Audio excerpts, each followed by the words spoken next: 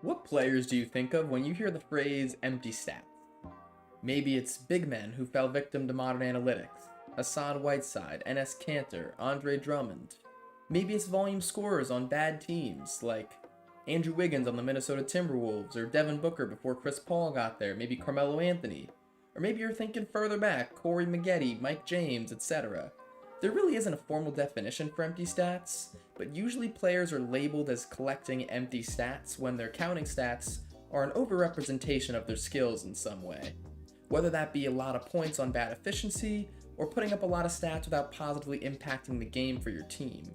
Empty stats players inflate their numbers while being a detriment to team success. But is it fair to label players as collecting empty stats? I mean, let's think about the Wizards this year, for example.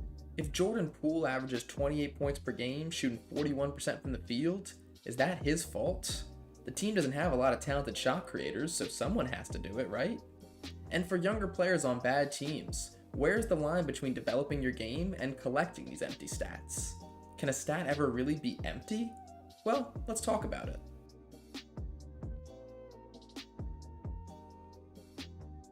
What's up, everybody, and welcome to the Sports Ball Network. I just want to say really quickly that my co-host and I are working really hard on pumping out entertaining content for the channel, so a like and a subscription would be very much appreciated.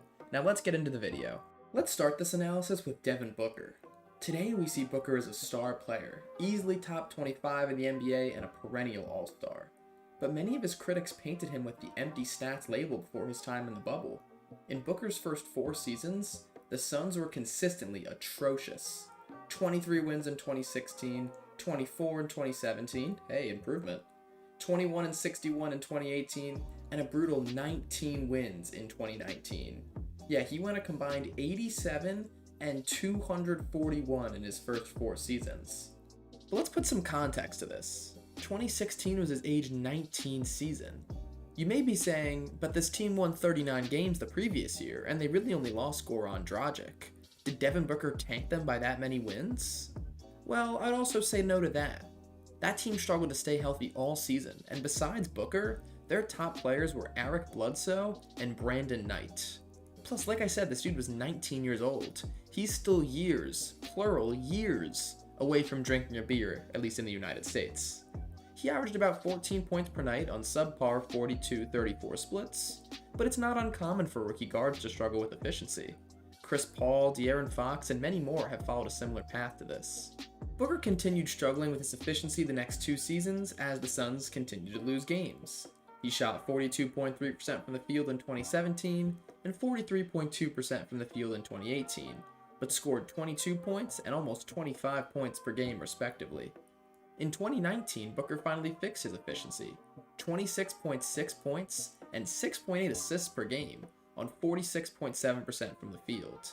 Yet, Booker was still labeled as an empty stats player because his team, which mind you had not been talented at all, continued to lose games. This shows the main overarching justification for empty stats: lack of team success from a volume scorer. Let's compare those 2019 numbers to his 2021-2022 season, in which he was an all-star, all-NBA player, and a consensus top player in the league.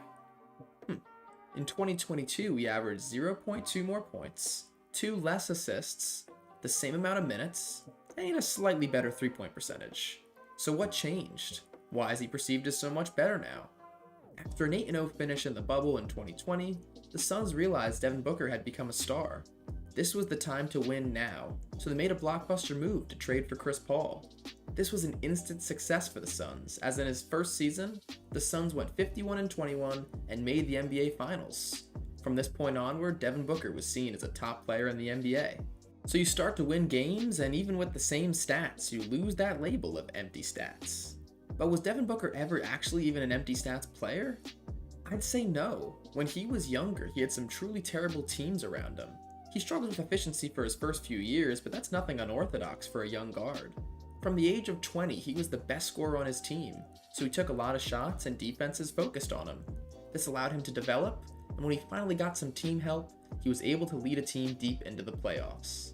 Let's look at another example of someone who was deemed as an empty stats player by the NBA community a few years ago, but has since turned his career around.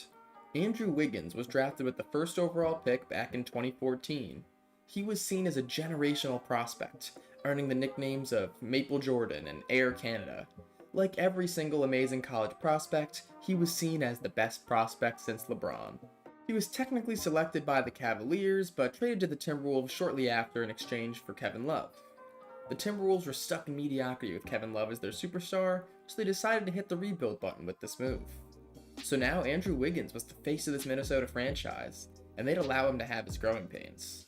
In his first 3 seasons, his scoring average would go from 16.9 to 20.7, and then all the way up to 23.6 points per game in 2017.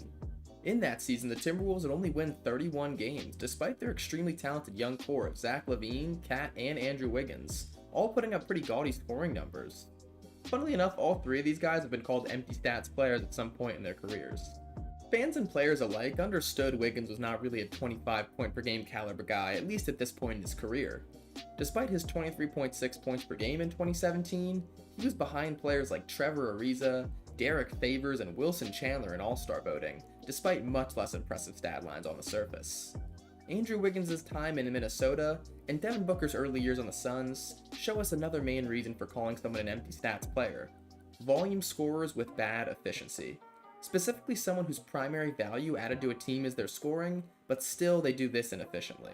Let's take a look at those 2017 stats. 45% from the field, only 4 rebounds per game for a 6'7" guy playing 37 minutes, and as many assists as turnovers. It should also be noted he wasn't even a willing defender at this point in his career, despite having the tools to be. In 2018, the Timberwolves acquired Jimmy Butler, and the Timberwolves would make the playoffs. Jimmy Butler has about the exact opposite story as Andrew Wiggins, late first rounder, barely any PT in his early seasons, but he still found an avenue to become a superstar. You'd think an influence like that in the locker room would help Wiggins improve, yet he crumbled in that season. Not only did his scoring output drop to 17.7 points per game, his efficiency took a nosedive too. Wiggins did not take his relegation from the top scoring option very well. The next season, Jimmy would ask out from the Timberwolves, opening up the top dog spot once again. But in this season, Cat took advantage and became the number 1 option on the Timberwolves. Wiggins only got his scoring average up to 18 points per game and was still doing it on bottom of the barrel efficiency. At this point, he wasn't even putting up empty stats, he was just playing bad. But once again, Wiggins was able to change the narrative. After getting traded to Golden State, he switched up his game. He realized maybe he wasn't built to be a 25 point per game scorer in the NBA, and especially not on a team with Steph, Clay, and Poole. So he began committing on the defensive end, working on his 3-point shot, and improving his shot selection. Despite his counting stats being similar to his rookie year, and far below his 2017 numbers, he earned an All-Star appearance in 2022 as a starter as well. On top of this, the Warriors would win an NBA championship, with many arguing Wiggins was the second best player on the team. Wiggins found his role in the NBA, and shook off the title of being an empty stats player. He was an empty stats player in Minnesota, but he flipped the script. Now let's look at someone who never exactly escaped the empty stats narrative: Andre Drummond. Drummond was treated like a star for his first 8 or so years in the league. He got a damn max contract from the Pistons, and his numbers popped out of the screen for sure. 15, 16, 17 points per game in seasons, several seasons over 14 rebounds per game. He was a 2-time All-Star and an All-NBA player, but he wasn't impacting the game in the way his stats make you think he did. He was putting up these monster numbers, yet the Pistons were consistently under 500. They only made the playoffs twice in his career there. In their first playoff appearance in 2016, Reggie Jackson and Tobias Harris were more impactful players than Drummond according to Box Plus Minus. Drummond had just a 1.1 Box Plus Minus despite averaging 16 points and 15 rebounds, while Reggie had a 2.7 and Tobias Harris had a 3.1. Yet Andre Drummond was their only All-Star this season. In 2019, they'd make the playoffs again, but that's because Blake Griffin legit had an MVP caliber season just to drag that team to a 500 record. I also have to mention, it's not like Drummond was some elite defender. If a guy like Rudy Gobert is averaging 15 and 15 but a DPOY level defender, that's a totally different story. If you're being kind, you could say he was an average defender. He had very active hands for steals, but he would get bodied by other centers in the paint way too often, and it never looked like he was giving complete effort on the court. Since his Detroit days, he's bounced from team to team and has had his role decrease steadily.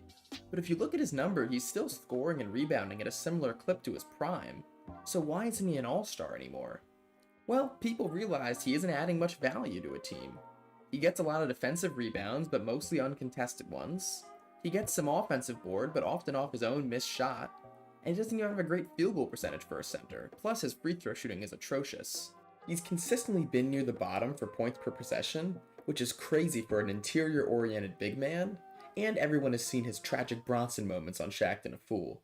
Add on to that his bad defense, and to be honest, he's doing more harm for a team than good when he's on the court. This shows another overarching reason for calling somebody an empty stats player.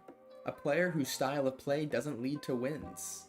His style of play fell out of favor in the NBA for more skilled, efficient players, and hence his prime is now just an anecdote to an empty stats player. Next, let's talk about an extremely polarizing player, an all-time great to some people and an empty stats player to others. He was extremely talented, no doubt. He inspired a generation of basketball fans, and personally, he's one of my favorite players of all time. Carmelo Anthony, Hoodie Melo, OG Melo, whatever you want to call him. Throughout his career, Melo was a certified bucket. He wasn't the most efficient scorer per se, but he came in when guys like Jordan just retired and Kobe was entering his prime. The mid-range game was alive and well. Melo was one of the most talented scorers in NBA history, some of the best footwork, one of the cleanest jumpers the NBA has ever seen. He even won a scoring title in his career. But he failed to impact team success in the same way other superstars did. But he's not your typical empty stats player. Devin Booker, Andre Drummond, Andrew Wiggins, these guys typically commandeered bad teams and only made the playoffs with another star player. But Melo consistently brought the Nuggets to the playoffs in the 2000s and the Knicks in his first 3 years there in the 2010s.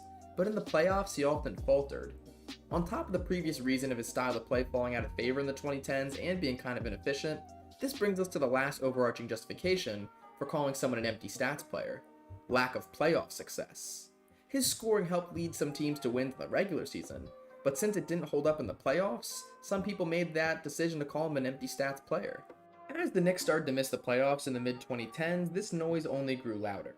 Make sure to tune in to one of the channel's next offseason videos where I take a deep dive into the polarizing career of Carmelo Anthony.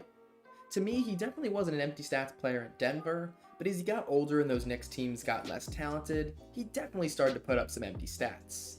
More so though, he was a star whose game didn't translate well to when defenses turned up in the playoffs, a la Joel Embiid. Anyways, one bonus example to note is someone who definitely wasn't a bad player.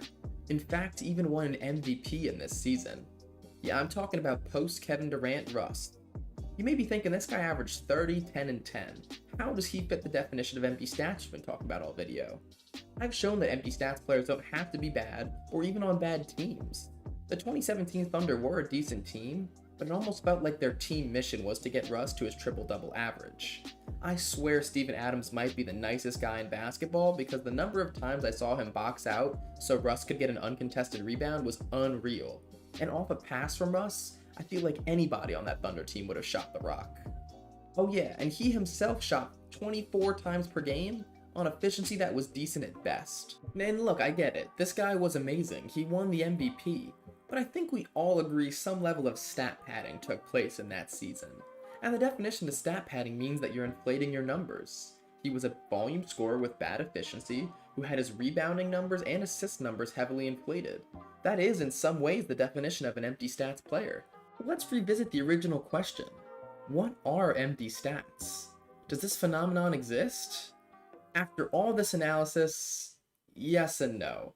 It really is a subjective term. When a team is bad, a player has to take the shots. These are the most common types of empty stat players. These are the Terry Rozier, Jalen Green, Jordan Poole next year type of players.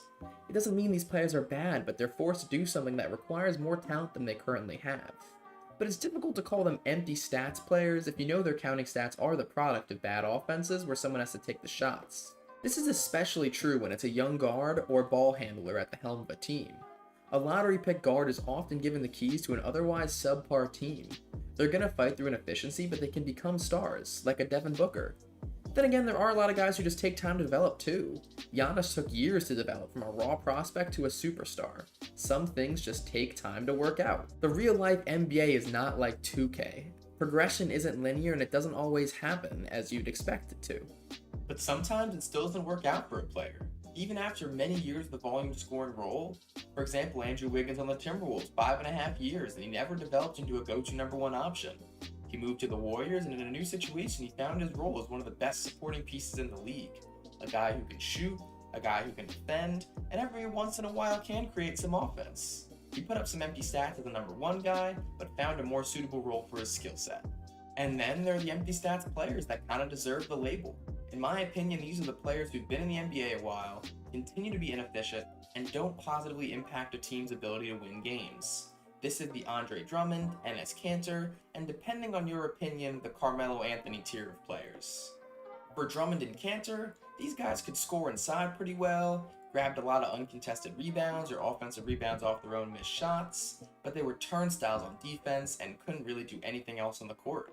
They were negatives on the court, and it's unsurprising they struggled to find team success.